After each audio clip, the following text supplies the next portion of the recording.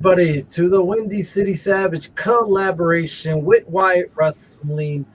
Fellas, go ahead and introduce yourself. SG3, go ahead. Ladies and gentlemen, it is me, the Pointed Man, SG3. How y'all doing tonight, man? Go ahead, Wyatt. Take it away, bro. What's up, guys? It's me, What's Wire up? Wrestling. I'm here tonight to collab with the greatest group out there, Windy City Savage. How we doing tonight, guys? Thank you, brother. Yep. Appreciate the love, bro. Yeah, man, it's something going on in TKO lately. Cause all of a sudden we got a bunch of interesting bands from creators and stuff. So I guess what's going around is that now after like around WrestleMania 42, there was a lot of people using like reels and stuff like that, and now all of a sudden TKO is going right after them, which is ridiculous. Right. So you use a lot of like clips and stuff for WWE. Yep. So what do you think? How do you feel? And are you kind of like worried? Because like I thought about going that route myself. But now after this, I'm a little worried here to even go that route and use some clips because I obviously don't want to get flagged. Nobody does, you know? Yeah, exactly. Dude, the other night, I am scared. I'm afraid my page would be taken down because I do have the reactions of the clips on the Instagram. I'm not taking them off. They can come after me. Right. I don't care. But Okay. Fight the power. I am really scared. That's why I decided not to post the clips on the Instagram till this whole thing settles. I'm just gonna post them on YouTube, like 60 seconds of the clip, but I'm really it's ridiculous. Well, like, so put it this way, it's I mean, it's just getting pretty bad overall with TKO. So it's like this is what I read. It says many creators have reported receiving multiple copyright strikes, causing pages to be taken down. Focus on reaction content. TKO's aggressively pursuing reaction channels and creators who use video clips of the WWE show. So it says here, post WrestleMania shift, tension spikes immediately following WrestleMania 42, with reports that the company is actively punishing creators for using footage, despite previously being more than permissive. Reasoning speculation suggests that TKO is tightening up control over the intellectual properties to maximize revenue, possibly due to pressure from new media partners. So here, like, that's a scary part, man, because reaction channels, what do they mean by that? So that means, like, let's say we're out here, I don't know, reacting to something we saw, like a promo and stuff. Does that mean we're going to get banned eventually? We're going to get struck down, even if we don't show their content out there? Or if we do, you know what I mean? Everybody's been doing this for quite a while, for years, and all of a sudden now they want to ban creators. It's just ridiculous. It really is. What are you guys' thoughts overall? Like, I know why is your thoughts. SG3, what do you think? Honestly, dude, I think it sucks, but I think it's just the people who are showing it, because me and you have been doing this for years, and we never showed a clip. We have never ever showed a clip. We've never done a side by side with the clip. It's always just been me and you, our reaction. So I think at this point, it's just people who have been showing clips of WWE's property, which is the wrestlers, their name, everything, whatever it is, whether it's an event, whether it's wrestlers, or whether it's the ring, whatever it is. I think that's what they're actually going for now. It's just people who are making videos, a nice little 10-second reel. Because there's a content creator that I follow, and he actually put himself watching the Brock versus Open match and commenting on the Brock versus Open match, right, and getting their reactions. So they're going after those kind of content creators. And that's the thing. So now TKO's made it official. They're at war with content creators. So not only are they at war with fans, they're at war with everybody. They want to go after everybody to maximize revenue because, of course, we're dealing with a gritty company now. Yep. It's getting really ridiculous, It's getting to the point where it's hard to really get on these guys' good side. You know what I mean? Very much praise them because, like, stuff like this, it's just hard to turn, the other side and be like, well, still WWE, but It really isn't anymore. TKO's corporate greed has just got the best of them, and it's really going to start turning away not only fans but now content creators as well. It's a scary time. It really is. You guys are familiar with Nintendo, obviously, right? Yep. So it's like them, where for quite a while there was people that used Nintendo's products licensing to do live reactions or live gaming, and then all of a sudden Nintendo's got greedy and went, copyright all these other channels and content creators, and it didn't go well for them either. So, but here's the thing: Nintendo itself is a bigger company, a more successful company, I want to say.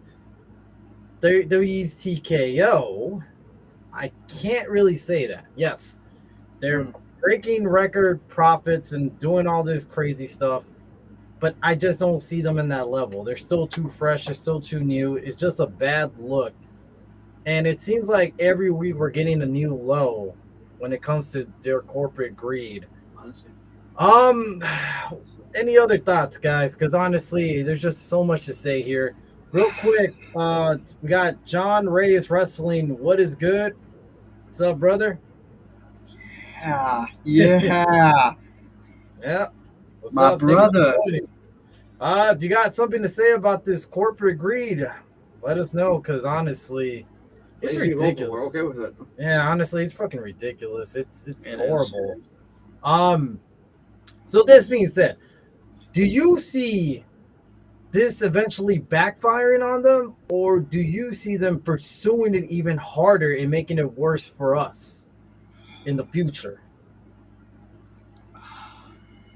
I'll be honest, I go on this one because I've actually been watching UFC for a long time, and they've actually been cracking down on illegal views, people doing basically Watch parties? watch parties, but illegal views. No, but what I'm saying by illegal views is like illegal buying of the pay per view before when they had it. So before they went to Paramount Plus, if you actually bought the pay per view, if you actually got the pay per view and were doing it illegally, they were trying to crack down and actually go after you in a lawsuit and everything. You mean live stream it? Like No, not live stream. So like with StreamEast. So with StreamEast, all those. yeah, all you those mean like, well, that's a little different. We're talking about like, but also though, yes, also even content creators, they've been trying to like actually crack down for years. So it was just a matter of time before they came over.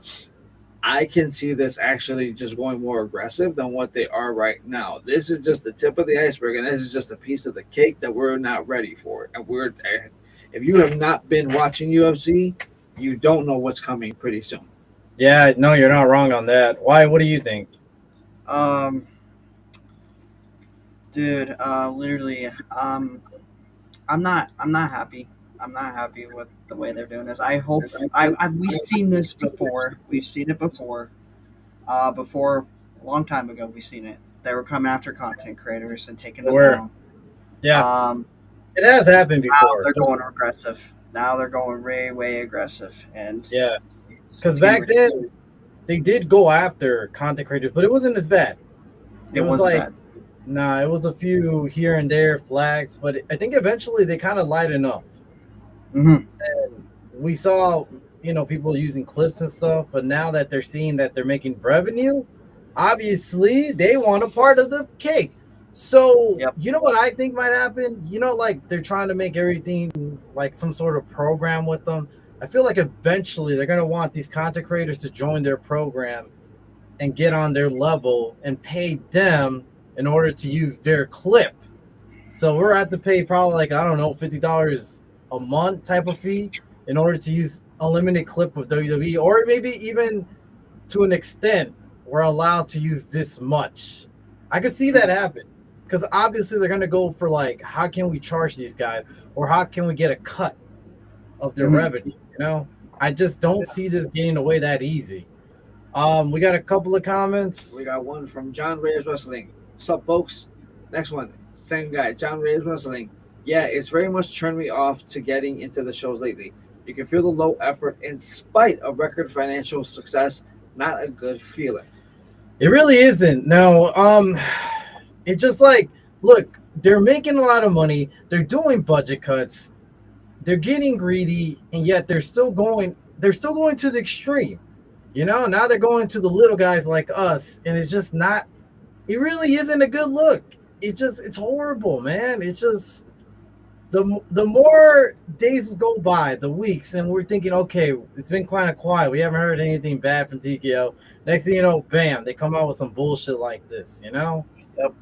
How much can they come after us at this point? What's next? They're gonna What's next? charge us more for PLEs, for monthly PLEs. So are they gonna do like one thing is you're gonna do ESPN $30 a month plus an extra $10 just to watch our PLE? I just don't know how low they could sink at this point. You mean how AW started with HBO Max? Yeah, well, that's if you're getting to the point, well, HBO Max was never going to be AEW's platform to have free PLEs because that's just never going to be a thing because they're too low of a company. Their money's basically in pay-per-views. I can understand that. And yes, one day I hope they somehow get a big contract and get all those pay-per-views for free. It's just not going to happen. They're not making anything close to WWE's money. Yep. But at least we're not hearing that Tony Khan is going after these content creators, at least for now. I don't know. Right. Maybe I'm wrong here. If anyone else knows that he's ever been going after content creators, let me know. But I don't see him flagging people. And I know there's been content creators actually going after him and criticizing him, and he's acknowledged it. But I have never seen him at least go like, well, you know what, I'm going to flag him and stuff. So give him credit where credit's due. At least he's understandable as a fan and all. Because that's all he's always been. He's always been a regular fan. Another comment. One by Nick. Laughing my ass off. Hey, Nick, welcome to the show. Nick's What's up, later Nick? on, people should start chanting TKO sucks like they used to chant John Cena sucks. They should do that, honestly. They should. But that's the thing, Nick. If they're going to chant that, where will you insert that during a show or a pay-per-view? Would that be more of when Triple H comes out? Like TKO sucks, or maybe an Adam Pearce? Like, when would you insert that? Obviously, I'm not saying you shouldn't. I'm all for it. I'm definitely would chant. Like, what point? I would only say like when Triple H comes out. You could ridicule him and make fun of him. Honestly, well deserved. Because to me, he represents TKO. Yeah, he's going to be there for quite a while, so it's not like he's going to go anywhere. There's a reason why he doesn't do the backstage post-show interviews live anymore, because he got tired of the fans' reaction. You could tell it butthurted him. And now he's too scared to get out there because he knows he's going to get booed and basically made fun of. And his ego can't handle it. He just can't. So now he's terrified. So that's why he does these backstage interviews away from the crowd. This man also says the ginger man segment tonight would have been perfect. Yeah, honestly, I watched that segment and I thought, this is so fucking stupid. Yeah. You got rid of so much talented wrestlers so you could give this fucking man a whole segment tonight, a whole funeral. It turns out it's a little yachty.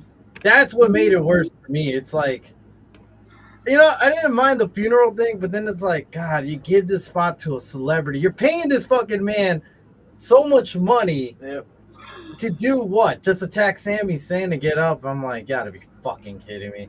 That segment pissed me off. I don't know, man. It just doesn't make any sense. So these guys are all about releasing really good stars, potential mid-carders, potential main events, players. But they don't want to pay for these guys. Yet you'll want to be able to pay for celebrity involvement. Yeah, don't forget they just ask a whole bunch of wrestlers to take a pay cut. So yeah, the whole 50% pay cut issue is taking effect. We don't know what wrestlers accepted it, but everybody has their assumption. And I think it's going to be a lot of mid-carders that agree to it. And then maybe, who knows, a couple of mid-carders would eventually leave and be like, you know what? I'm not structuring my fucking contract. Fuck you guys. I'm going to go across to the other side of the pond and join a company that's willing to pay for me more. But here's the issue. Here's the issue with that. Does it not, in the end of the day, if they know you just got released from WWE, I think if anything, it makes it harder for them to go for a bigger contract now. Because they know their options are getting slimmer and Tony Khan doesn't have to pay high price now for talent to drag them to his company. That's very true, though. Yeah, so it's gonna be bad regardless. This whole issue is gonna be bad. They're not gonna fight for big contracts, and if they do, it's just for them to take away from them from AEW for a little bit until they release them once again. Another comment. Nick says you got to remember, though, Triple H was the greatest heel, was the greatest heel in the company at one time. It doesn't seem like negative comments get to him. I don't know about Nick. Are you really serious about this one? Because greatest heel, I don't know about greatest heel, man. I'm gonna have to. Nick, are you being serious? If so, I would like you to explain to me why you think he's the greatest heel. He was a good heel. I'm not gonna lie. He was a good heel. I just did not like that era when he was World Heavyweight Champion on Raw. It was so boring. It was so bad. It was. Which run out of all of them? Because there's multiple times. And the one where they gave him the title, the start of that, all the way to Randy Orton, where Randy Orton should have grabbed the ball and kept it going until he won it back, basically. All the way to basically Batista ring, when Batista rightfully won that title. All that was just, to me, horrible TV time. And I just did not like him, and I did not find him entertaining at all. Before that, he wasn't a bad heel. After that, he was kind of a face heel, so just more of a face in the end. And I think it did get to him because we did not see him do any more segments backstage. I mean, post shows anymore in front of live crowds. After he got booed in Saudi Arabia, he went MIA. Like, that's true. He's just done back interviews, and then after that, he doesn't want to show up anymore because he's too scared to get basically criticized by the fans. But who knows? Maybe he just got tired of doing post shows, But yeah, no. Regardless, though, this whole issue, man, with them going after content creators, is just horrible.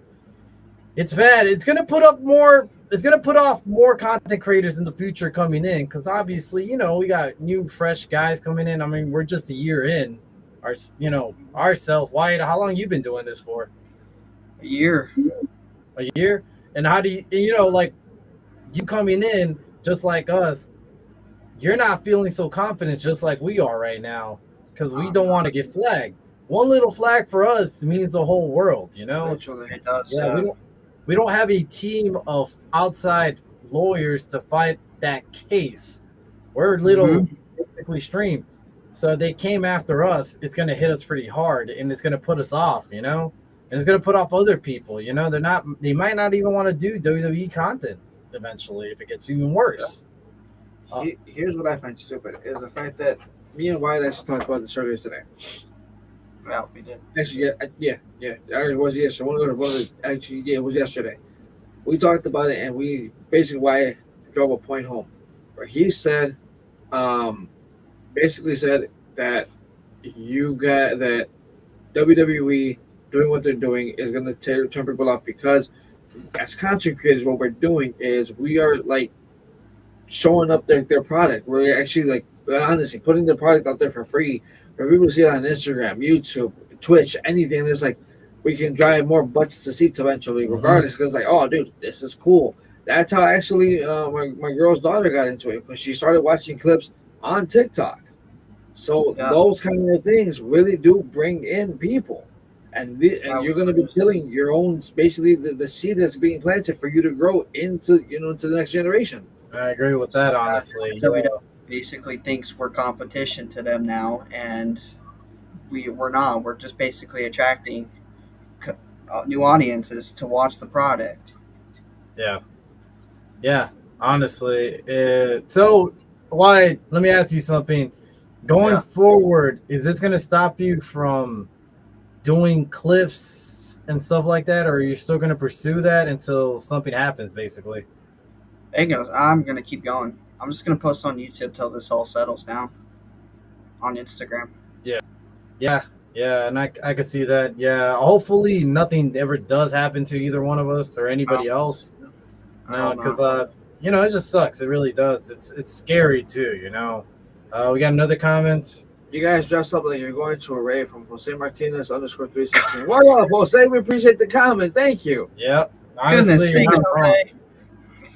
You're not wrong. See, look. Dun, dun, dun, dun, dun. All the lights go off. I mean, God's sakes, we're streaming fucking late. Of course, we're dressed up to go to the rave. Yeah, what do you do after this? We're going right over there. We're going to a rave after this, Jose. You want to Go to a come? wrestling rave, man. You know, you got to get all the theme songs ready and stuff. Honestly, man, if you ever been to one of those WWE theme parties, music theme parties, it's pretty good. Yeah, honestly, I've been to a couple and they're not bad, man. Honestly, they're not bad. It's a lot of fun. What another comment? Nick says TKO loves to show how many reactors react to their content, yet ban their content on Instagram. And it's true because WWE include the content creator I'm talking about in their programming. So it's like you have them there. What? And so, with this bullshit idea, do you guys see that maybe other companies eventually are going to pick up that bullshit idea? I don't know about AEW, but I could see TNA doing something stupid like this because they're basically doing something stupid like this. well, AAA is basically part of WWE at this point. But like, yeah, I could see TNA being a WWE 2.0, being like, you know what, we want to go after content creators too. So even though they don't have too many fucking content creators as it is, but I can see him doing something stupid like that. I don't know about Tony Khan, man. You know, despite how much shit he given, and yes, he is criticized a lot of the content creators in the past. He could be a little biased. I don't see him doing this type of shit because he's more of the people fan type of guy. And I think he's just going to let that be. And for him, if he does that, I think that's a W in their books, at least. You know, it's my opinion. I don't know. But hopefully, you know, we don't get this more often from other promotions because it just sucks, you know. Nick says TNA and maybe New Japan Wrestling. I could see New Japan. I can see it. Yeah, TNA and Triple H really a part of WWE at this point. So yeah, you know. Here's what I find funny. Okay. WWE keeps seeing AEW as competition. Do they not understand all these moves they're making is literally driving the people to the competition? Yeah. Honestly, dude, that's what people are going to start doing. Like, you know what? Tony Khan's cool with it. Tony Khan puts on wrestling matches, actual wrestling, good wrestling matches. So I'm going to just watch that eventually. And it feel like it's literally going to happen. Yeah. You never know, man, because at this point they're gonna need it. Especially since they got a new deal to sign, they got to go find somewhere. The more viewerships and the more people that go to their area, the more better it's gonna get for them. And obviously, you know, despite our criticism of them, we do not want any other promotion to go away anymore. We just seen, by the way, Ted Turner unfortunately passed away, and that man was pretty much responsible for the wrestling boom period in the 90s. You know, despite how you feel about WCW, he's what brought that boom period, that competition feeling back to the wrestling industry when nobody was competing against WWF. At a time where WWF was at its most boring peak with all their stupid fucking family gimmick, he's what started basically the whole, you know, New World Order area, the Sting, the Goldberg. If it wasn't for him, we wouldn't have all these great memories. And because of him, really is what brought out the competition in Vince to bring out the Attitude Era. Yeah. And without the Attitude Era, we wouldn't have The Rock, Austin, you know, all these talented wrestlers that we grew up with. And now they're like larger than life at this point. And like I said, without Ted Turner, you know, rest in peace to that man. And honestly, what I heard, Ted Turner, he was never a bad guy. He loved professional wrestling. He actually loved it. Like, he did not want to get rid of it. But when they merged with AOL, he basically lost all his power. So he had no say in it. So AOL said, you know what? We don't like wrestling. Just get rid of them. And it's not like they were really losing money as much as they want you to think. It was the fact that, like Bischoff said, all their losses and Warner Brothers, whatever they were at the time, they put it all together and tied it up to wrestling. So that includes everything else, media and stuff. They just put it all on wrestling and blame wrestling for everything. And if it was up to Ted Turner, this thing would have lived out forever, you know. But eventually, he got bought out, and it happens, man. But like I said, man, rest in peace to that legend. And Wyatt, did you were able to stream? You guys did the streaming for Dynamite, right? Yeah, we did. No, we didn't do it this week. This past week, we did it the other week. Oh, okay. Yeah. But you So yeah, seen that Sting and yeah, Tony Sting. Schiavone did a tribute there? Yeah, Yeah, which yeah, I was saw kind of that. nice. Yeah, it was a kind of nice tribute, man, to have Sting back and Tony Schiavone, because you know you could put those two together, man. Because one is the voice of the childhood if you grew up in WCW, Yep. and then one is basically the icon Sting, man. You know, you just can't get any better than that. But yeah, dude, honestly, I was shocked to see Ted Turner pass away. I was like, oh wow. Yeah. So that's a fun fact. A fun fact I want to say about Ted Turner. So he has a restaurant, and I think in Denver, and I ate there before. I didn't even know he owned it. I didn't even know Wow. that, and I'm like, wow. I ate there, and I didn't even know that he owned it. It was What did he sell at that restaurant that he owned? I guess. I can't remember. I was little. I can't remember. Food. That's what I'm gonna say. Yeah, right. I thought it was food, man. You know, I thought for a second he was selling you guys shoes. You know, cats, maybe. You know, like, hey, man, I thought it was food. I could have sworn it was food. Maybe it was a shoe. I don't know. I don't know. Yeah. But yeah, man. No, honestly, dude, it's a tragedy, man, to hear the man pass. But like I said, without him, we wouldn't have had all this stuff. You know, all these things go to play. But really, it was him. It was him because he's the one that financed everything. He's the one that brought wrestling, professional wrestling, back from the territories when Vince bought out everything. You know, he was the billionaire that wanted to compete against Vince.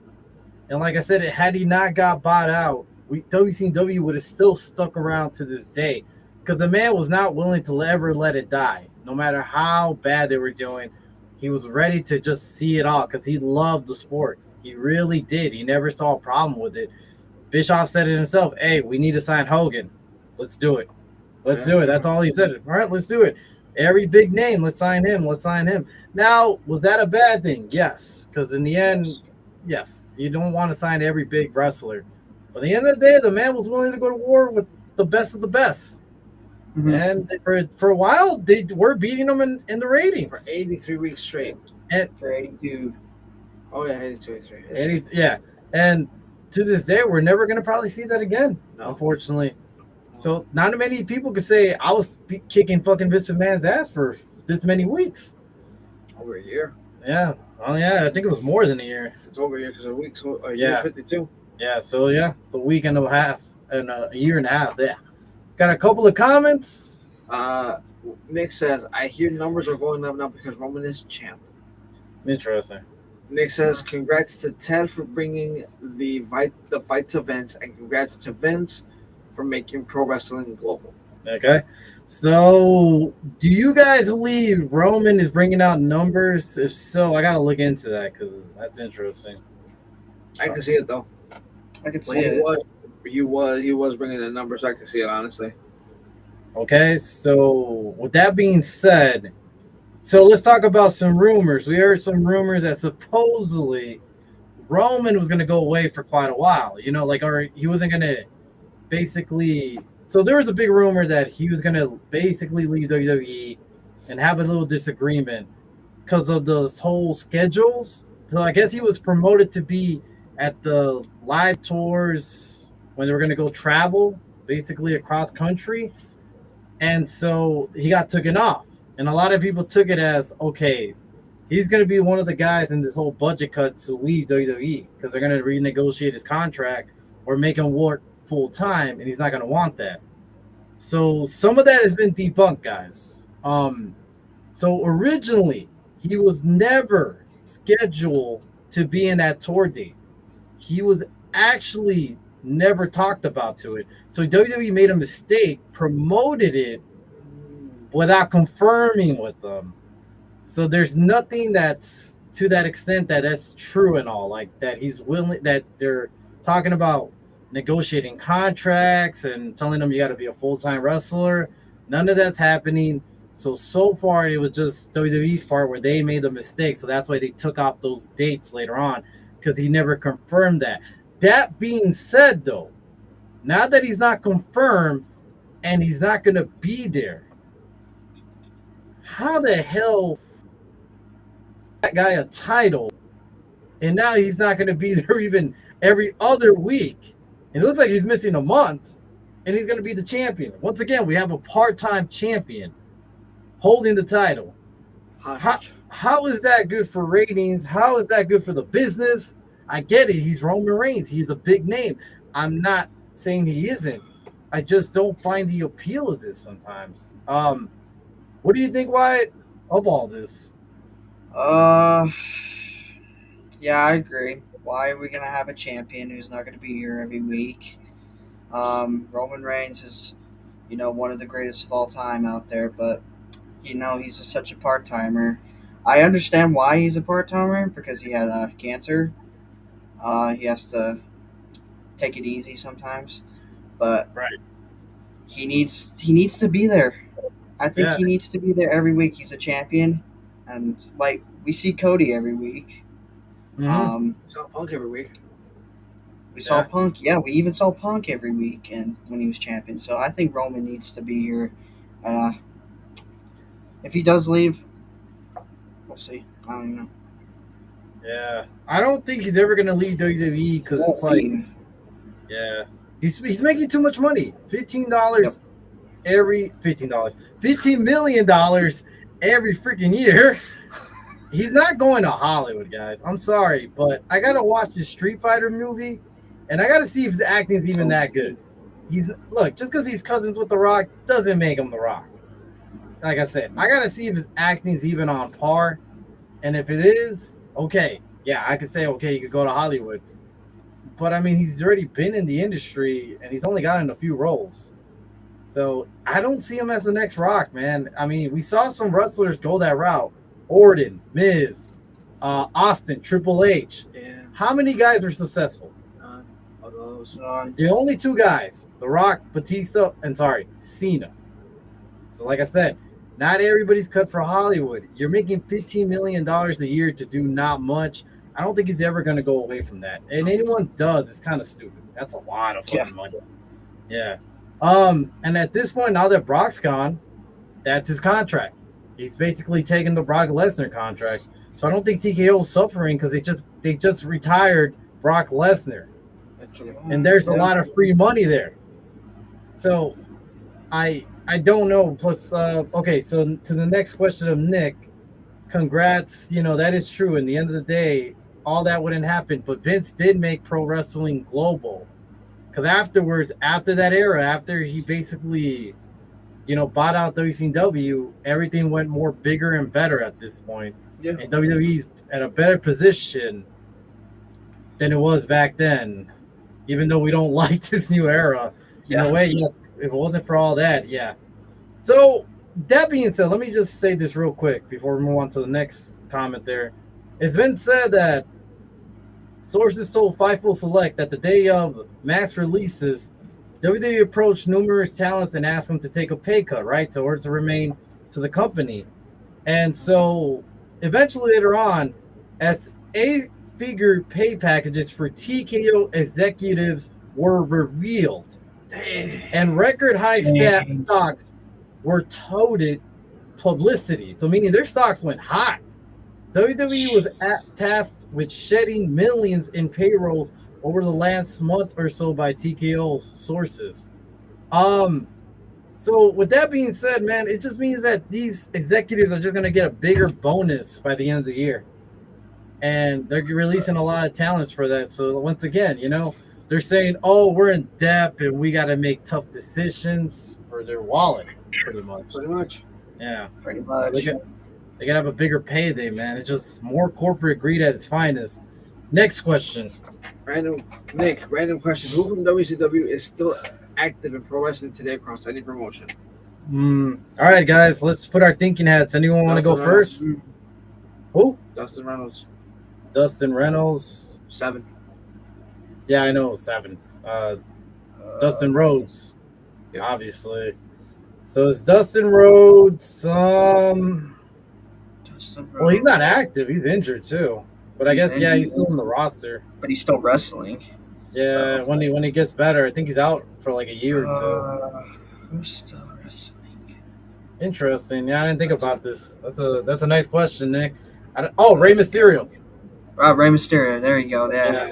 I think that's about it though, because I think everybody else is pretty much already retired. I would have said Goldberg, but obviously he's retired. Yeah, so I think it's just Ray, Dustin Rhodes, and that's it. Ric Flair making. Maybe Ric Flair making a comeback. Yeah. No, I think too drunk. I think maybe Juventud Guerrera if you're a big fan of him. Oh, I'm not really. Hey, okay. He's not that old. He's not as old as you think, you know, but I'm not a big fan of him. I think he is probably still wrestling somewhere. I wouldn't doubt it. But yeah, that's about it. There's not that many. Come on, man. That's a 20-something-year-old promotion. I'm about to be 30 almost. There's not that many wrestlers that are even kicking at this point. Truth. And yeah, Ric Flair making a comeback. I hope to God no that never happens, man. I mean, at Dude, this point, he called out a basketball player the other day on social media. really, He called out another person. Yeah, he did. He called him. He called out Luka Doncic from the Lakers. But for what though? What was the point? Just a bunch of bullshit. Why did he bet on the fucking Lakers game and they lost or something? No, that's why he's mad. It says he just doesn't like him. He needs to get traded. He needs to just sit he sits the bench. He just needs to shut the fuck up and that. Well, fuck Luka. What has he done compared to the Nature Boy? Think about it. Has Luka ever won 16 titles? 23 titles. 23 titles? Has he ever worn diamond rings? Has he ever riding limousines? Jet flying? Son of a gun? No, I don't think so, man. Honestly, I'm on Ric Flair's side. You know? He was drunk. Am I still? Hey, Nature Boy drunk is still a lot more successful than whatever Luka has done in the fucking NBA. Yes. Yeah. Yes. So, well, fuck that guy. I don't really watch basketball, so I know who he is. I just don't watch basketball. I don't know, man. That guy's funny though. Ric Flair's fucking hilarious. Oh, another comment. Ric Flair trying to hold on to anything to keep his old ass relevant. You never know, man. He might go for a knee drop on Luka out of nowhere. Imagine Ric Flair trying to fight an NBA star. That would be funny. I would laugh. Honestly, never say never. If Flair keeps going at it like this, he may eventually fight somebody for real at some point, like an interaction. It could just be a random fan. Because, you know, at this point, it just seems like very... Like, I don't know if this is part of his gimmick, that he does this on purpose, or he's seriously losing his fucking mind, you know? I just hope this is part of his gimmick where he just wants to stay relevant, which I could respect in a fucking odd way. But I don't know, you know? What else we got? Fucking Nick, he might pull up to Little Big's house. Yeah, I don't know. I think he won't. I think he won't. He get the wrong address. He's gonna pull up to I don't know, fucking Aleister Black's house. He's probably gonna actually look for a Gulf of America. Yeah, probably gonna. Oh yeah, no, he's probably gonna pass him walking, and he's gonna be Grande Americano. He's gonna be like, "You're doing a good job, man. I'm looking for Ludwig."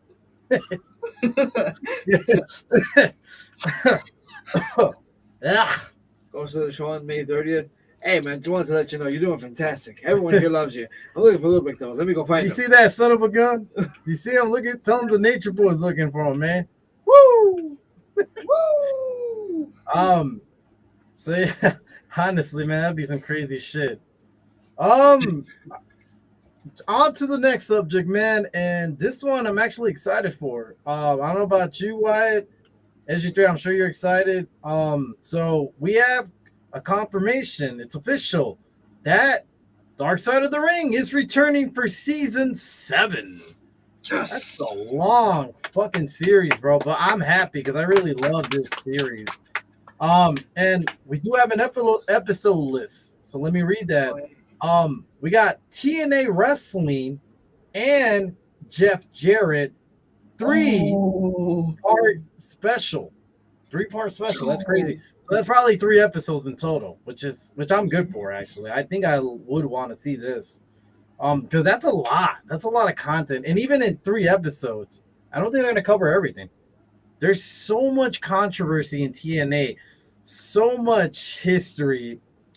You remember the whole hashtag movement, LOL TNA?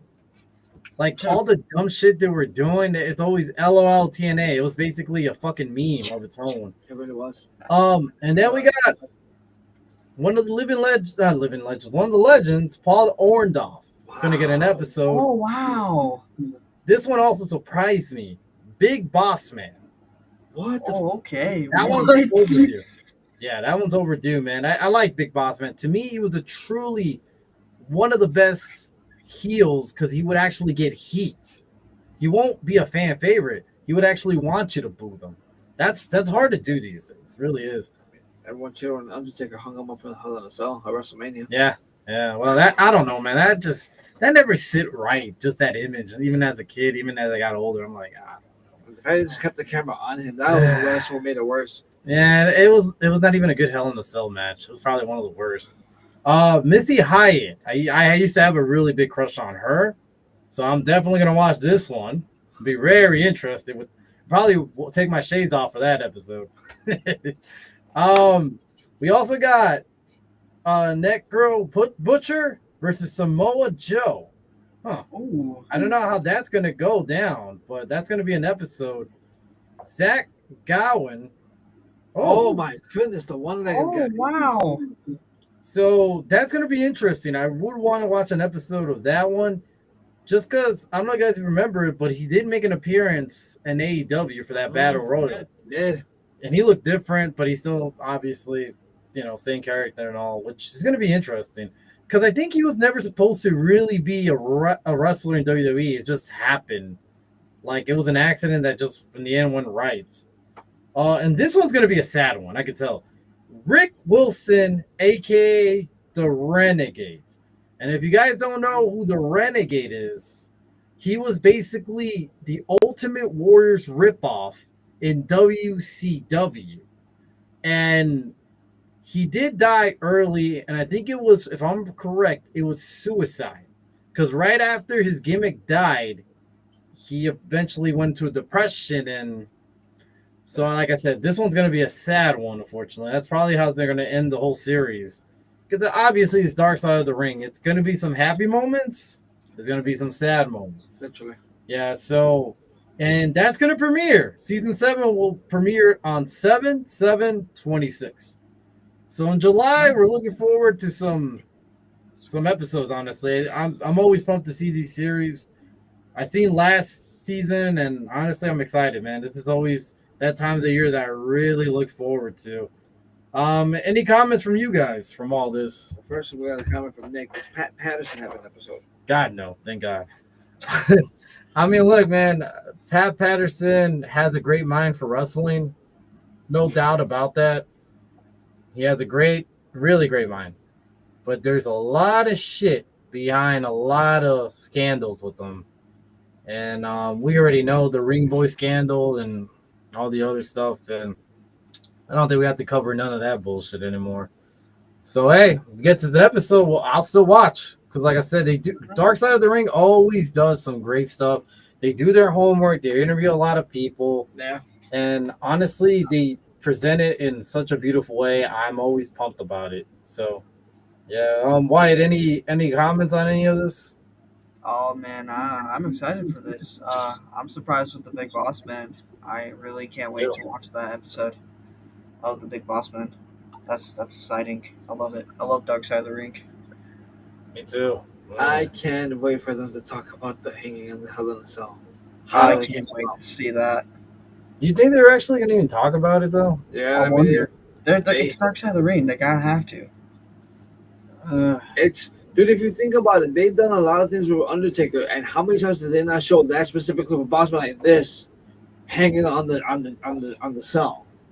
You know what they're gonna show? I feel like they're gonna show him. I think he's more. This is more controversial in my take. It's gonna be him with against the Big Show feud, where he carried off Big Show's father. Him versus Al Snow, where he fed the Chihuahua to Al Snow. Yeah. That was some sick shit. Even as a kid, I'm like, I don't know. I'm like, what the fuck? And that's not him, obviously. This is the whole Vince ideas type of stuff. He just knew how to run with it, though.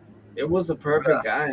Well, because he was a heel. He was an actual old school heel, and he was great on it. Yeah. And that's a lost art, man. There's how many heels do you see these days that get that good heat? Like, fuck, this guy's out. I hate this guy. But, you'll boo. But the noise you make, the energy you get from that crowd, that means you're working it. You're doing well. And we don't see that much. If we see a heel that we don't like, there's not a lot of people that would cheer for him. I mean, boo for him, actually.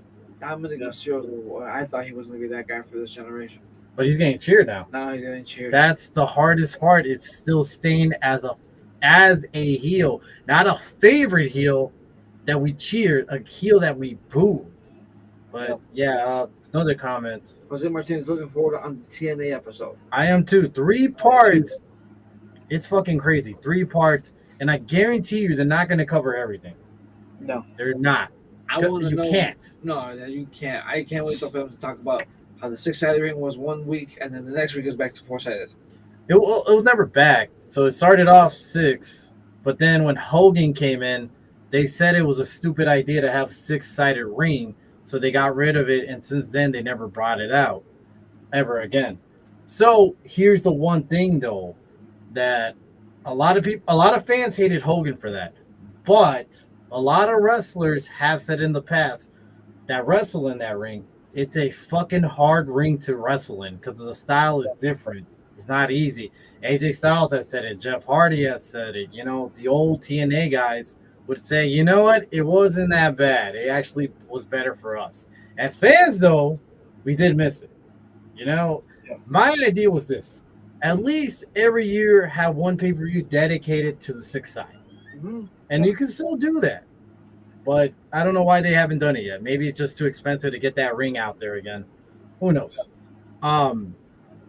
Another one will obviously be the introduction of Hulk Hogan, Dixie Carter taking over from Jeff Jarrett, and buying out TNA. That could be a whole episode of all the crazy stupid shit she did.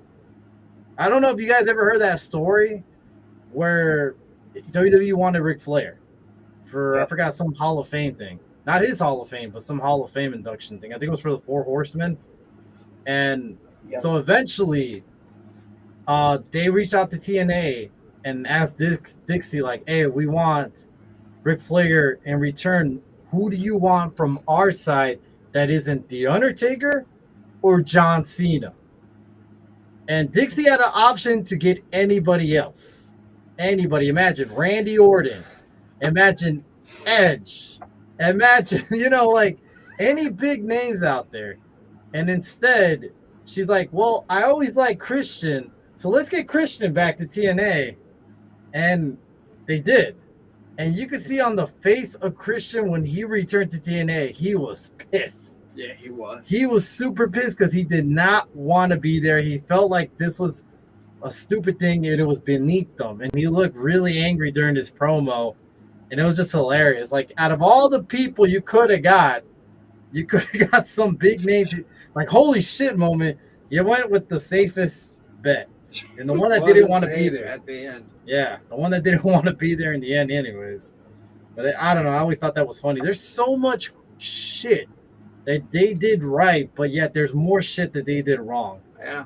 And that's why they almost went under and they had a resurgence, and luckily they're still around. Because like I said, no matter how you feel about them, I'm just glad they're just still around. Because in the end of the day, I don't want any promotion to go away. We need more competition out there. That's right, we do. Couple comments. Nick, you know who needs an episode? Dutch Mantel.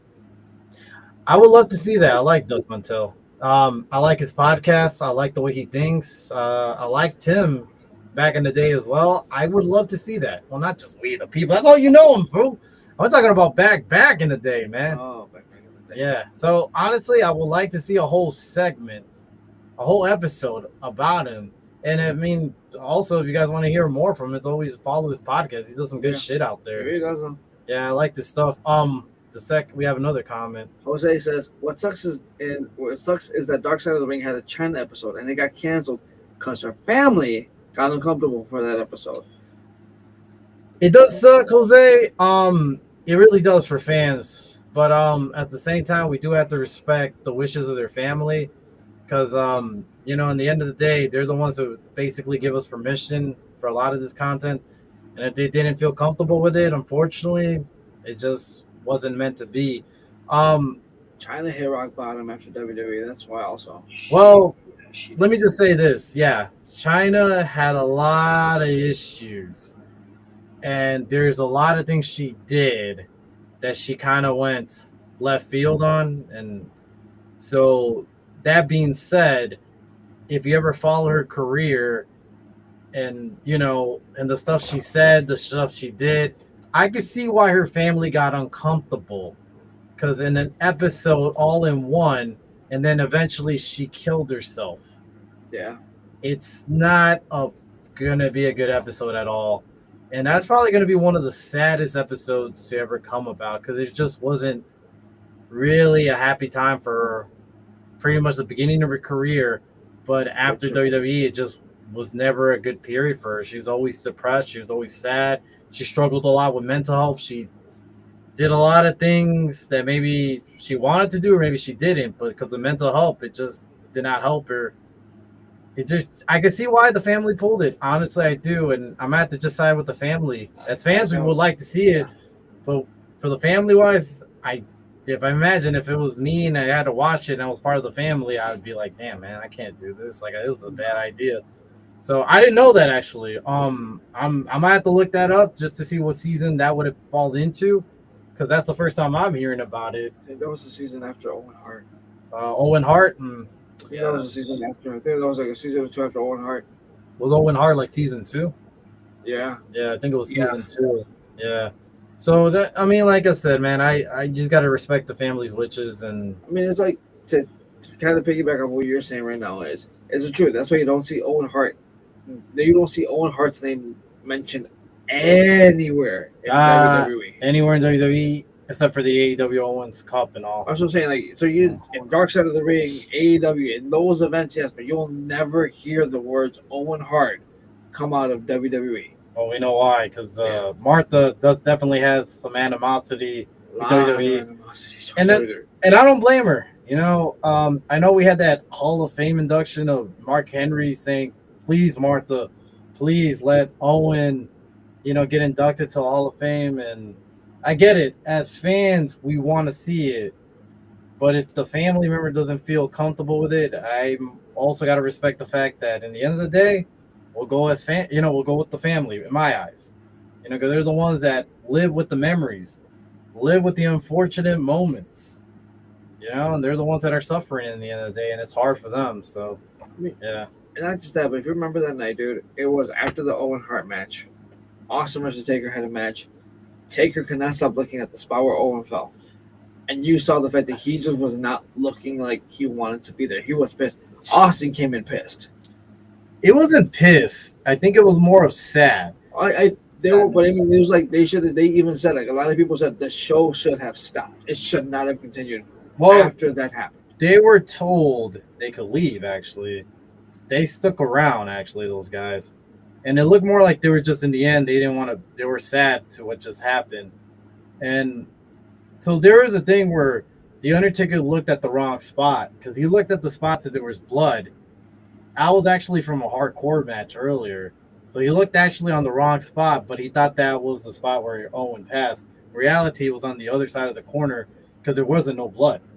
So, in the end, it was just him, like his chest went inside because obviously he hit the ring post really hard.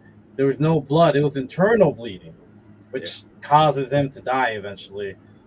So yeah, it's a lot of things, man. I just think in the end, I do believe that they gave him an option to go home. They chose to continue on, and at the time, these guys were one of the biggest wrestlers in the industry. I think it was just a lot of sadness in the end because they realized what just happened. Did the show need to continue on? I don't think so. No. I agree with Martha. It was a crime scene.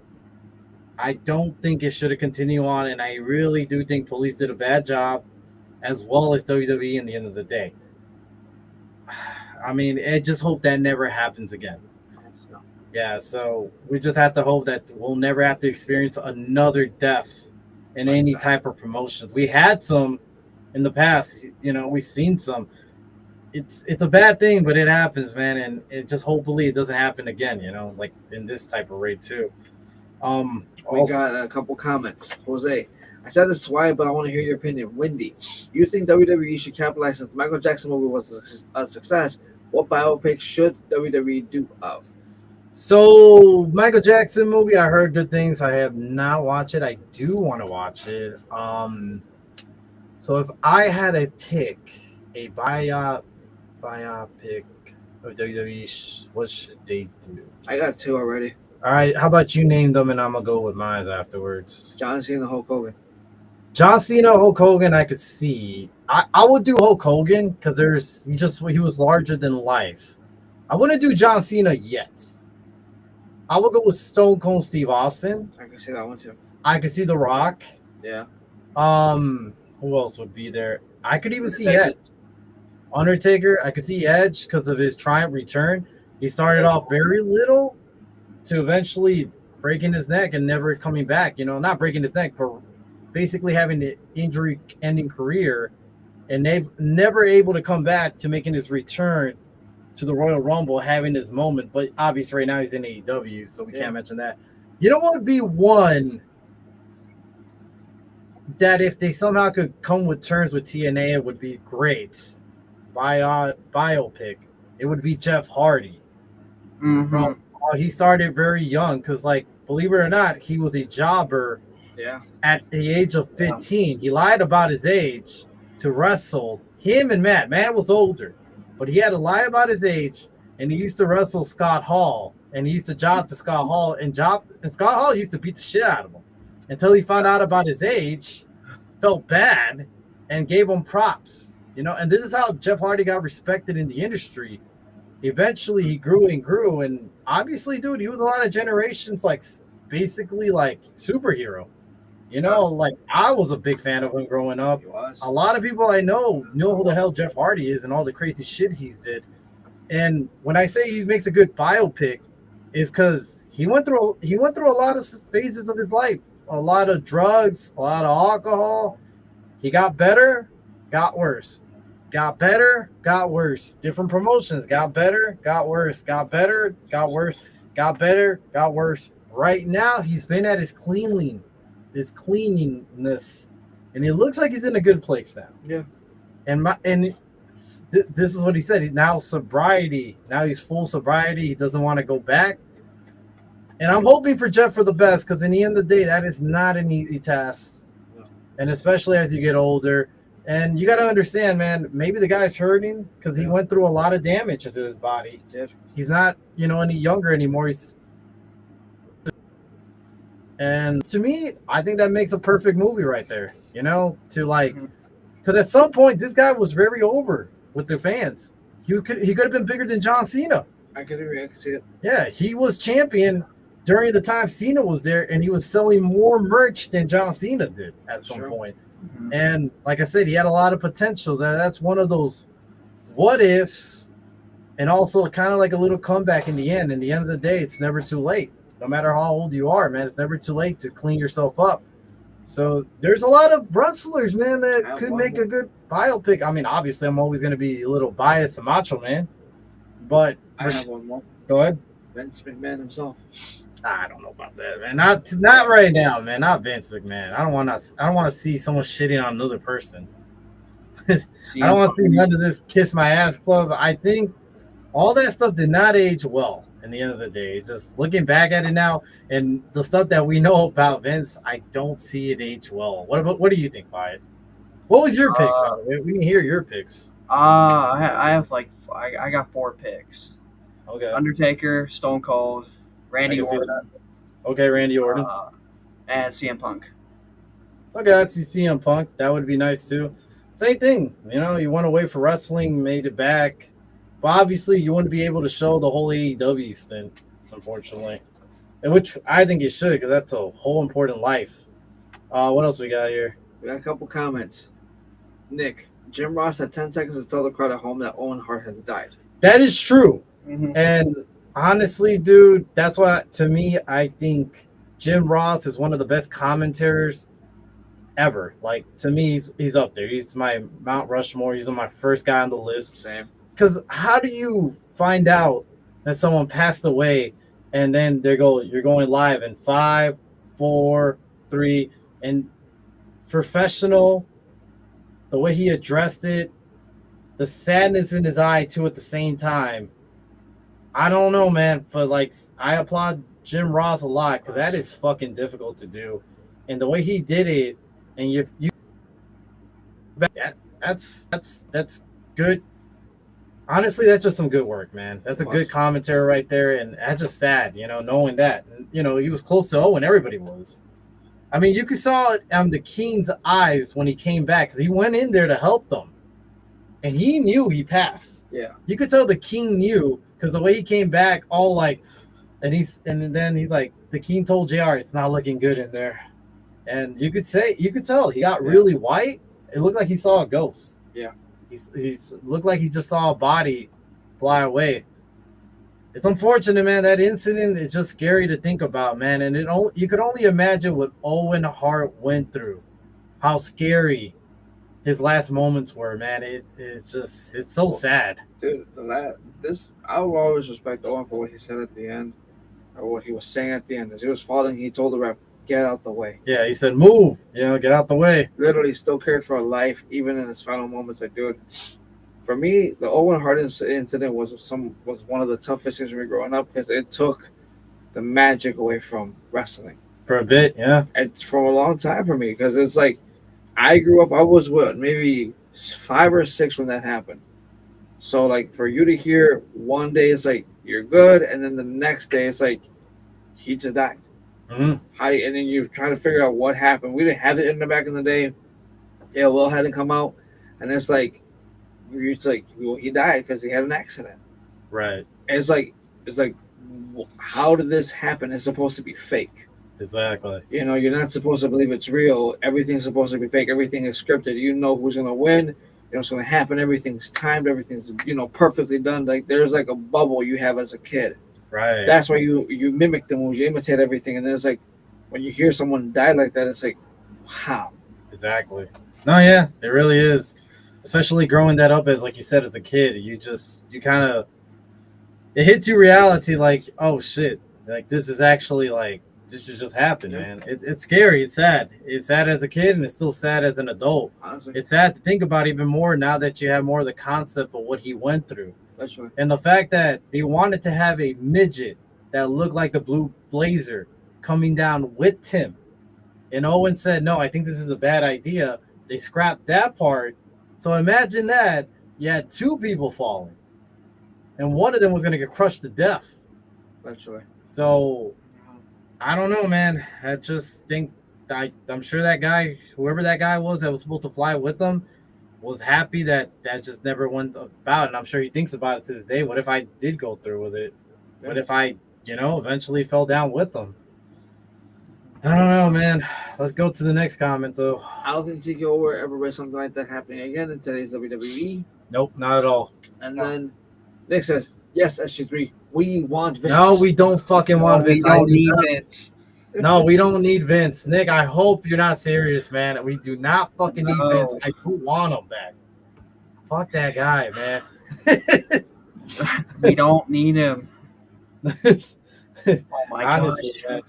What else we got? Fucking Jose. Wendy, I just got food, and I know you must have liked some good eats. Wendy, what's your McDonald's order? Why the fuck? He asked me this when I met him. Why do you assume that I like to eat good food? Man, you calling me fat, bro? Not kidding. Nah, I'm just kidding, man. I'm just joking with you. I'm just messing with you. McDonald's order, man. So here's the thing, Jose. I'm actually vegan. So there's not too much for me to eat at McDonald's. So if I had, let's just say, Apple slices. me knowing that I'm vegan and knowing the options I'm at, if I do go to McDonald's, I'm slip picking. All it is soda fountain drinks and an apple pie. Believe it or not, the French fries are not vegan. There's not that many options there that are vegan because the French fries, they use pig fat or something. It's ridiculous. So I guess if I do eat fast food, it would be Burger King, I guess, at that point, and it would be the Impossible Whopper without mayonnaise. Obviously, I would substitute that with ketchup, mustard, could be barbecue sauce. French fries obviously are vegan. Onion rings there are vegan. There's a lot of good things in Burger King. Now that I think about it, Hell, even their French sticks in the morning are vegan. But like I said, if I do go out to eat, it would be that, or it would be a local area. I like to eat local, support smaller companies, especially during these tough times, man. I'd always say support your local restaurants because right now it's tough, especially with the tariffs and stuff. They're struggling too, and a lot of businesses are closing. So yeah. Nick says going vegan will help you lose weight real fast. Nick again, because I'm vegan too. Are you actually vegan? Nick, I don't know when you're actually joking or telling me the truth, man. Like, if you really are, let me know for real. Like, give me a serious, I'm for real. I am vegan. It's funny, you actually asked him like 3 or 4 different times and he's never responded to you. He's never confirmed. Yeah, he doesn't confirm anything. Like, I asked him if he's serious about Vince. He hasn't confirmed that. I now I'm asking him about the vegan. I want to know. And then like a week or two ago, you asked him something else. He never confirmed. Are you still a fan of Joe Hendry? Confirmation, man.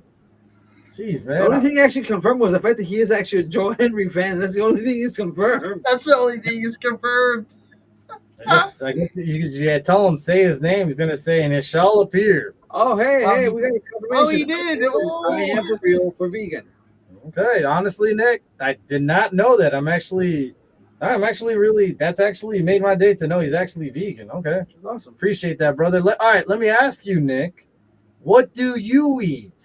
What is your favorite vegan meal, I guess you could say? Now I'm interested to see. To me, there's a lot of options. My favorite is a crispy fried tofu sandwich that I make. That's my guilty pleasure, like as in the cheat meal. Yeah. Jose Martinez says, I did vegetarian diet before it was pretty good. I love a bean burger with a lot of mayos. So vegetarian wise, yeah, that makes sense. Bean burgers, they're really good. Believe it or not, guys, bean burgers are delicious. Honestly, he's not wrong there. It's pretty good. There's a lot of vegan mayo now that actually tastes like the real thing. So, yeah, honestly, dude, like I said, you guys don't have to be vegan or plant-based to try some of the options. Believe it or not, you'll be shocked. And a lot of things could be considered more healthier because you don't have the higher cholesterol and the higher sodium. So, like I said, man, hey, you never know. Hey, so you guys who like to maybe eat out, which is fine. I try not to because if I eat good, it will eat a lot of home-cooked meal to me. So I'm going to eat a lot. But at least I know what I make at home. But if you do go out and you do go to a fast food, go to Burger King, try the Impossible Whopper, I'm telling you, you're not going to tell the difference. It's really hard. I had people try it that are meat eaters even say I really can't tell the difference. So it'll be shocking. You'll be shocked to know that it's really not that much of a difference, man. Things have advanced a lot since back in the day. What else we got? Nick has a comment. I am a fan of Joe Henry. Triple H was a great heel. I want Vince back, and I am 100% vegan. Y'all happy? Well, fuck 2 out of your 4 fucking things that you mentioned there. All right, so you're a fan of Joe Henry. That's good because I've been telling you for quite a while that I don't know why you're sleeping on Joe Henry. Triple H with the great heel. Explain that. Why do you think that, dude? I found his fucking 2002 reign or 2003 reign when he got handed the fucking title. He didn't even wrestle for it. He was given the title by Bischoff, and then the reign of terror and the reigns of ratings, because I think the Raw ratings at the time plummeted compared to SmackDown at the time that was going up. went down because he was champion. Yes, did he start Evolution, a great faction? Yes, but even then, people were getting sick of him. And when it was time to give the torch to Randy Orton, it was only short reign. He took the title back. Luckily, Randy Orton had a second life down the line, thankfully. And then eventually, yes, he did do good by putting Batista over years later. But no one's going to tell me they were a fan of that Triple H era. I don't believe it. And then we also got I Want Vince back. Why? Why do you want that old man back? Look, I like Vince to an extent, not knowing what I know now. The creative mind of Vince, yes, he's still a genius in my eyes. But he hit his peak about 2010, I want to say. After that, it was the slowest decline until we got to 2016. That's when you saw that shit just got bad with him with ideas. Are we going to forget 2019 exists? How bad that fucking year was? And that was a whole Vince thing. And look, he did come out with some good stuff. I'm not going to lie, man. Even later on, he did come out with the whole Bloodline faction. I'll give him credit. That was his idea. Cody Rhodes not winning the title. Yeah, I guess I think that was all of them. I think that was Triple H but yeah, it could have been Vince though. Yeah. So yes, there is some creative stuff with Vince. And yes, you're most likely Vince would have never fought against the fans the way TKO has. So I'll give him credit. Vince was always a family guy. He knew the money was in the family because the family brings the kids grow up, they come back as fans. So I'll give him credit.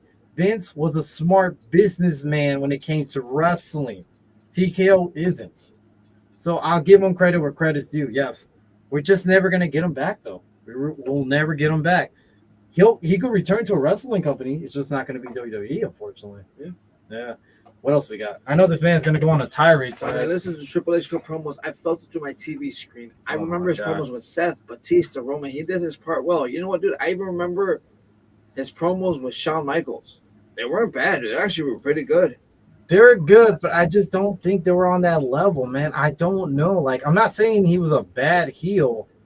I just think there's a lot more better heels. I think Randy Orton was a better heel than Triple H was. I think with this comment he said, though, he's not saying the fact that he was the greatest of all time. He's saying like he was a great heel. No, but he's not calling him the greatest of all time. Okay. Like he did before, but he's literally saying like he was a great heel. And I do put him as a great heel. I think earlier he said he was one of the best heels. He did say, but now he just okay. So let me tell you, Nick, who was better, Orton?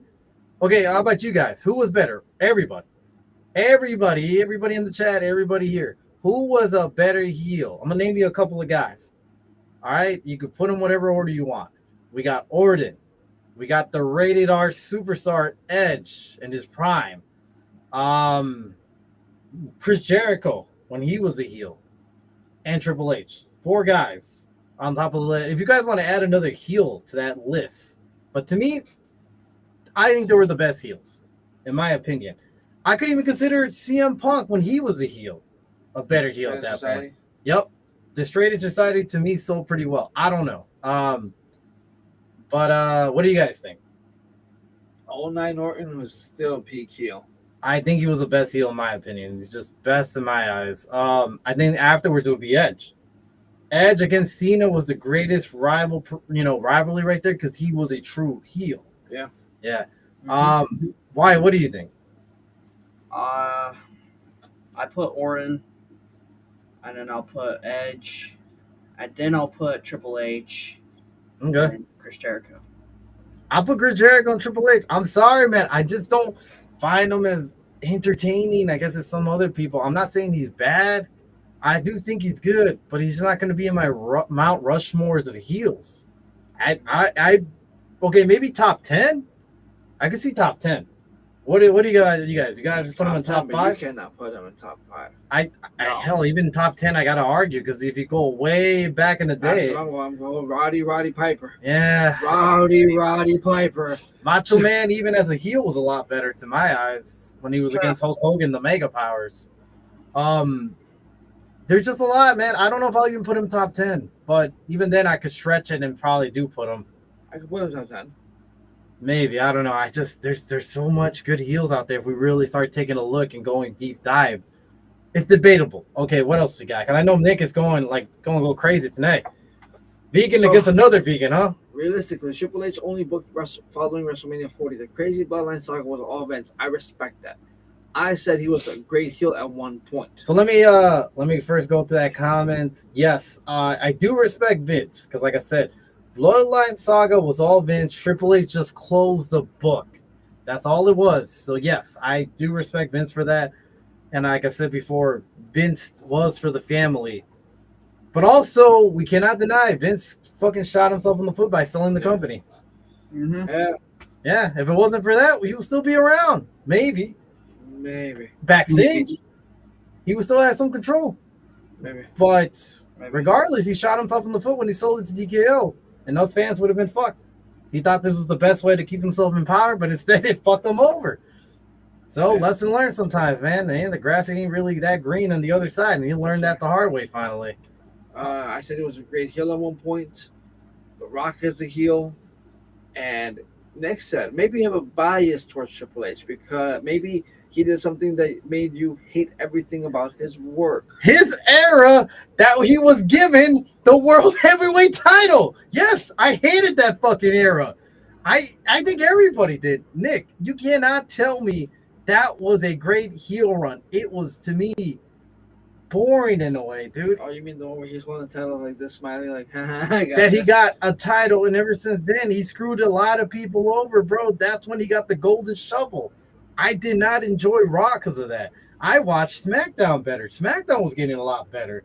They had Eddie Guerrero. They had Chris Benoit, which unfortunately I can't really mention good stuff about him. But they had Edge. They had Rey Mysterio. Brock Lesnar was on his way out. But they just had The Undertaker. They had so many good people. And they were popping because Triple H was boring everybody on the other side of the TV. He was screwing guys like Goldberg, Steiner, Shawn Michaels even, Kevin Nash. Like, he was going over all these guys, and it was getting boring. Okay, so Nick, tell me. Like I said, I'm not saying he wasn't a bad heel. I'll put him somewhere in top 10. So what was his best year as a heel? That, I'm curious to know. I already got my best heel of Triple H as a heel, and I want to say is 99 to 2000. Or maybe 2001, before he got injured. 99, 2001 was peak Triple H heel. And I'll give him that. He looked the part. He was a better wrestler. And he did have some good matches. One of my favorite matches was him versus Cactus Jack on that Hell in a Cell. That basically ended Cactus Jack's career, Mick Foley's career afterwards. One of the best matches because they really turned Triple H into the next level of a player. Because people weren't even sure at the time. This guy was just the leader of Generation X, and he's still a mid-carder. I don't know if I could get behind this guy. And after that match, everybody was like, holy shit. Like, all right, And like I said, I'm not saying he's not a good heel. I just don't know. I don't see him potentially as one of the best, What else you got? 2 comments. So what about all of his work following his reign of terror? What if we take away that portion of his career? I mean, like, would I like him if I could take him away? Yes. I guess, yeah. Like I said, I like Triple H 99 to 01 because he did fit the part against an Austin and a Rock and a Mick Foley and a Big Show, The Undertaker. Yes, I did like that era before he got injured. After he got injured, he became a babyface again when he returned. It's a little different, but yeah. But then also the Reign of Terror became horrible, and then afterwards he reformed DX. And then eventually he did the Authority, which nobody liked the Authority. Everybody got sick of it. Like, I don't know who really liked that era of the Authority. So that's what I'm saying. It's like he was a good heel to boot, but also we weren't entertained by him. I don't know. Personally, I was never really entertained by him when he was the Authority figure. I was more entertained at 99, 2001 when he was with Stephanie McMahon and he was backstage and they were, taking over WWE at the time. I was more entertained with that. What else we got? I liked his work versus Punk in 2011. Nah, that was pretty good. I will admit that. Because that was like basically him kind of still the game. Yeah. before he took the corporate role. And then, because after that year, he took that corporate suit Triple H when he still had the hair, which looked weird. And then eventually shaved it all off when we got this version of the game that we have now. I don't know, man. It's crazy. Any other comments about this Triple H era? So far, no. I mean, you guys are nearly all on the head tonight. Yeah. Well, Nick, what do you think? I mean, Nick, why? Just fucking, I'm talking to Nick like he was talking to us. You know? Why? What do you think? Yeah, I agree with you, Wendy. Triple H's best work when he was Hill was from 1999 to 2001. With with the Stephanie McMahon stuff taking over, that was a good part of him being Hill.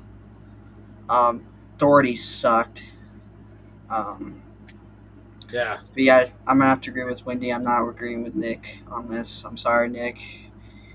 That's stupid comments tonight. That's no.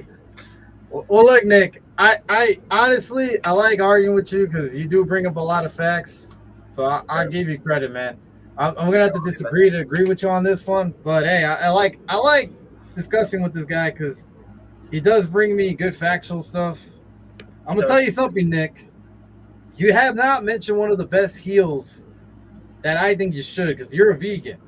For God's sakes, you did not bring out Daniel Bryan's era when he brought out the recycled belts. Nick, as a vegan, that was the greatest fucking heel ever. All right? You should support the man, for God's sakes. He should be in our top one, no matter what. That's my opinion, though, you know? Your opinion's fantastic, right? No, I fucking love that shit. I thought it was great. It was great. I just want to say Hey, okay, without him, would we have Kofi Mania? Exactly. We had one of the best moments at WrestleMania. That's right. I don't know what you think, Nick, but I hope you're on my side. For God's sake, support another vegan for once. But regardless, though, like I said, I did like Triple H era from 91 to 99 to 01. I will give him credit. He fit the part perfect, and it was a good heel era. I did enjoy the Stephanie McMahon Hunter era. I did enjoy all that work and how he brought D-Generation back at that time. So I'll give him credit there. I did like his work, and the feud with Austin, the street stages of Hell in a Cell. Yeah. That was a good match. I will admit that was also a good match. I forgot about that one. I just remembered now. So let's talk about another heel team, maybe, or face team, New Day. It's been a lot of talks and a lot of rumors that they're on their way to AEW. I can see it. The Young Bucks, Kenny Omega has posted a lot of pictures of them playing games from back in the day, from those competition games and stuff, from Street Fighters and all that. Yeah. Because we know Xavier Wood likes to play a lot of games. We know that. And Kenny Omega is not one to shy away from a Street Fighter game. It does look like Xavier Wood has gotten the best of Kenny Omega in these games, but... No, Kenny Omega's gotten the best. Oh, Kenny Omega? Kenny Omega has not lost to Xavier Woods in any game that they played. I seen one where Xavier Wood is won, though. Like, the expression of Kenny's like, oh, damn it. Yeah. So, I don't know. Maybe. Who knows? Maybe that's just a who knows video. But what do you guys think? Do you think they will be on their way to AEW? Do you think they fit perfectly? And obviously, they got a 90-day compete clause. How do they fit into storylines? Where will you put them at right away? Will you put them against the Young Bucks and FTR? You know, like, where will you fit them in all this stuff right now going on? Or do you have them doing the same role that they did in WWE and doing more of outside things to promote AEW? I would say put them against the Young Bucks. That's a dream match for me. Young Bucks. I can see the Young Bucks being a good match. I would say... I don't know, man. What if we had Kofi Kingston face off a Kevin Knight? I think that's a good pass of the torch for Kevin Knight because, you know, Kevin Knight, it's like the new generation, the guy they really want to put over type of thing. I would like to see that in my books. I could really back that up, you know. Xavier Wood, what if we did have him one-on-one against Kenny Omega? That would be awesome. Yeah. I would have them feud with FTR. Once again, that would be some good work for TV. What? There's another rumor though that supposedly there was a lot of talks that Aleister Black was talking to AEW, but right away they got shut down those rumors and says no, there's no way Aleister Black is coming back to AEW. I feel bad for that man though, man. Like he did it himself. That's the problem. He did it himself. He Like did if he it would himself. if you look at his mouth shut, like I get it, you know what, you wanna talk your stuff because but it's like there's a level you have to do it. And he was like, you know what, I'm taking a match and I'm burning this bridge and because I'm never gonna go back. Well, motherfucker, you have nothing else now. I don't know, man. I feel bad for the guy, honestly. I not feel bad for Selena Vega to ghost Tony Khan like that. That was just stupid. Okay, I can see why they're blacklisted. That's why I can't do this. Like I can't feel bad for them because they did this themselves. It's like if they would if Aleister Black would have kept his mouth shut, Selena Vega would have just been like, you know what, not interested right now. I appreciate the offer, but thank you. It's like you could have done so much in AEW because AEW does welcome the supernatural, does welcome the dark stuff. Mm-hmm. Honestly, if Aleister Black never lands to AEW again, that's fine. I do want to see Karrion Kross versus Aleister Black. I love that. With Scarlett and Selena Vega in their corner, Gosh, somewhere in the Indies. I don't give a shit where. I'll watch that. I will stream it on pay-per-view or I'll pay some good tickets to get there. I'm sure the tickets won't be that bad. But that would be a dream match in my books. And I really want to see it. I don't know about you guys, but like I'm 100% backing that up. What else we got for comments? 2 comments. So if they go to AEW, will they break up the New Day altogether? Possibly, you never know. What was crazy is that JC Potato was released even with WWE for a year. Who the fuck is JC Potato? He met JC Potato. For a second, I'm like, damn, they released Potato Head? Fucking dick. I didn't know Potato Head was looking behind the WWE for a year. Fucking dick. Oh, God, Dick, I love you. Thank you. I think he was serious about Potato. He was very serious. was. Nah, that's a good one. No, yeah, but see, that's the thing I don't understand. Well, it is crazy that they did sign the motherfucker. He was the hottest free agent during the time. We were hearing a lot about his signing because he was coming from New Japan, and he was doing great work, and people were hyped. And guess who wanted him? AEW. Guess who signed him? WWE. Mm-hmm. Guess what happened? WWE got tired and said, hey, you know what? You can get the fuck out of here. Not even in a year, like Nick said. And now that he could go somewhere else, guess what? That big contract from AEW is not going to be there. Those 7 figures that he could have gotten, they're going to turn to low 6 figures. Mm-hmm. And now at this point, he has a chance to either do that or go somewhere in the Indies or go back to New Japan. But that's unfortunate that it's going to happen to him. And just like every other released superstars that they tied up, that are like, you know what, you're not worth this much money. Like, you got cut for a reason. We'll pay you this amount. We're not going to pay you that amount because you're not the hottest free agent anymore. It's sad. It's really sad for some of these guys out there that got released. But it's unfortunate, man. Sometimes you got to look at it. And let's put it this way.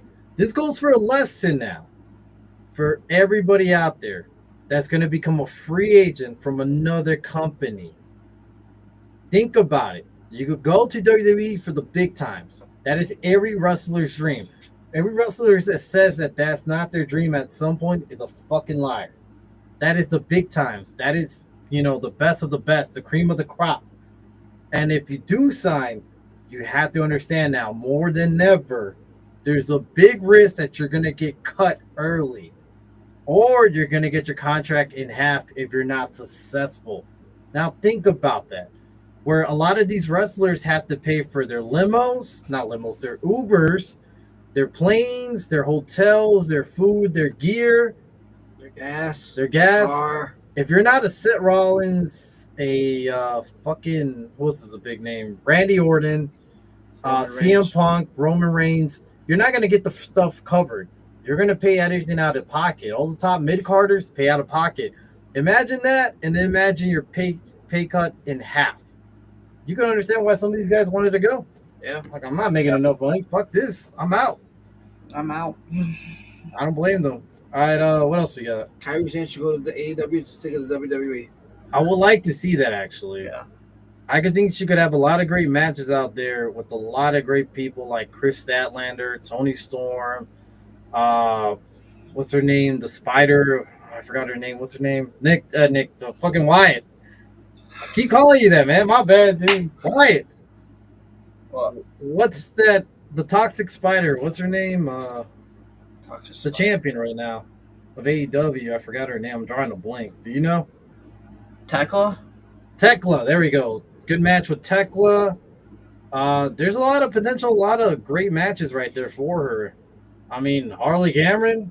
I mean, she's went viral. I don't know if you guys saw that video, but that's just some crazy shit that right now. They're testing the waters in AEW right now. Yeah, that's like that just went viral, and I don't think anyone's complaining. I don't think anyone's complaining right now, man. I mean, no matter how you see it, everybody's happy with that. So that's some good stuff for them to go viral on. There's probably one of their best things so far this year. Wow. And it's sad. It's really sad, man, at this point. But yeah, Kyrie Sane doing that, I think she should at this point. I think so too. Yeah. Anything else you guys want us to talk about tonight? Why? Nothing else. Backlash. Shit, yeah, we forgot. Backlash. We only have 4 matches, right? Do you have the card on you, Wyatt? Oh, let me check. I Do think some I did. quick predictions on this. I don't know about you guys, man, but I am excited for Backlash tomorrow. I got it. Hold on. I am excited to see John Cena tell us about WWE Club and how much they're going to charge us to join their program now. That might be part of the whole content creator clips. Like, oh, if you're also a WWE program, guess what? Content creators get to use unlimited programs for $100 a month. Actually, hold on, guys. Breaking record here. We have 5 matches. Oh wow! Oh, wow. Yeah, that's a lot for a WWE event. Interesting. Looks like WWE's trying to stick it to AEW. 5 matches. 5 matches. Yeah. All right, guys. That's some great heel work from Triple H. Number 1, Danhausen and Mysterious Partner versus The Miz and Kid Wilson. So let's put it this way. Let's name Danhausen's mystery partner. Anyone want to start off? CM Punk. I got it. Jelly Roll. Who is that? Jelly? Oh my God. You're not wrong. Makes sense. Jelly Roll. You know what? I'm going to go with Jelly Roll. I don't see CM Punk because that's too big of a name to start off Backlash. It's a possibility, yes. But I can see with the celebrities being involved right now, especially with, what's his name, Little Yachty, coming out as a gingerbread man, and how they really want to push celebrities, I can now see Jelly Roll doing that bullshit. So I'm going to go with Jelly Roll. Got a quick... I bet a new member debuts and screws Jacob Batu. Interesting. All right, Nick. So who do you think that new Bloodline member is? So let me know. What else? All right. So then, so who's going to win this one, by the way? Danhausen and Jelly Roll? Yeah. Or CM Punk? Okay, let's go with that. So they'll go over. We got, Nick says, if Belly Roll teams with Danhausen, I'm turning off the PLE. I don't blame you, man. I mean, I probably would too. But I think it will happen. But then again, it makes sense. It makes sense. But here's the thing: Jelly Roll is not a wrestler yet. Danhausen is not also a wrestler either. He's a decent wrestler, but he's not a great wrestler. So he has to carry most of the match. I don't know. That's going to be hard. It could be a CM Punk in the end. Who knows? But I wouldn't be shocked. I really do think it's going to be Jelly Roll. I think so, too. Next one. Oscar versus Io Sky. Oscar versus Io Sky. I'm going Io. I'm going to go Io, but I got Io. without Kyrie Sane, this match doesn't feel that right to me. No. There is rumors that they want to bring Kyrie Sane back for a one-off only. To make an appearance.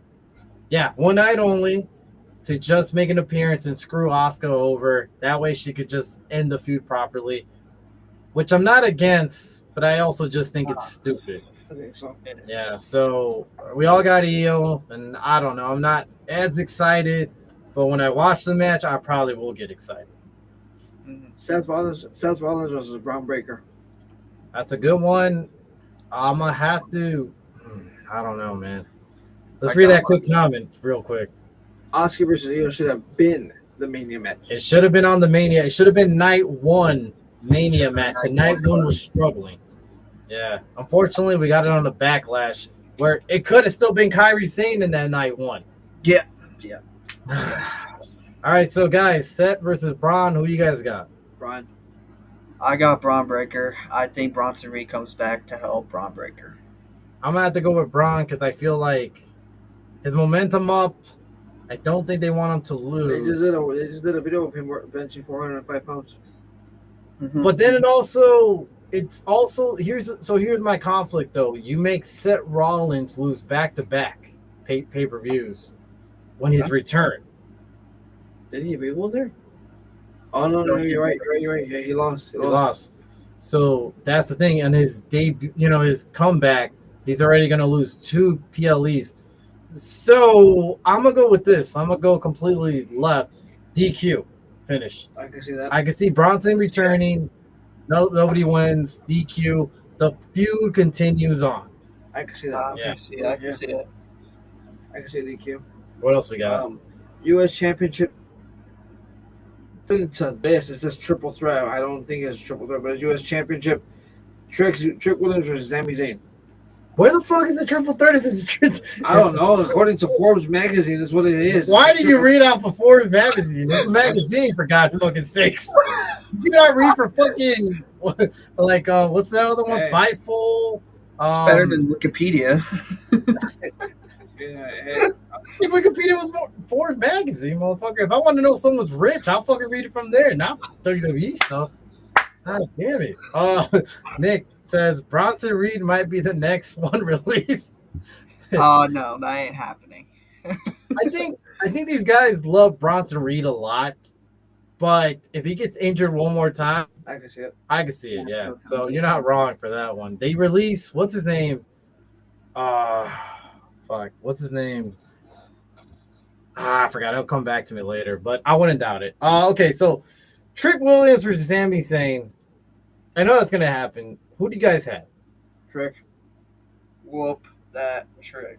Yeah. I will go Trick Williams, but I don't know if I'm gonna find this match appealing because Little Yachty's gonna be there. I consider this a bathroom match. Yeah, it's just that look, man. Trick versus Sammy is fine by itself. Little Yachty being there just kind of kills it. Sami Zayn sucks.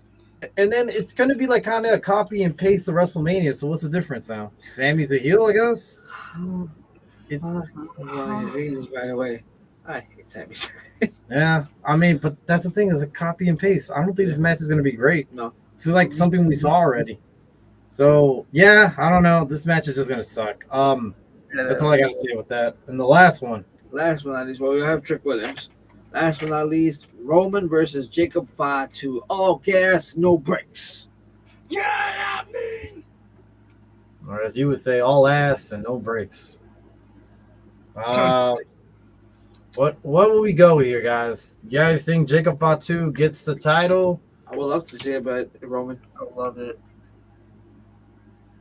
But I would have to go Roman, but do you think new member of Bloodline does come out? Do you think anyone screws over Roman Reigns? What if the Usos screw over Roman Reigns?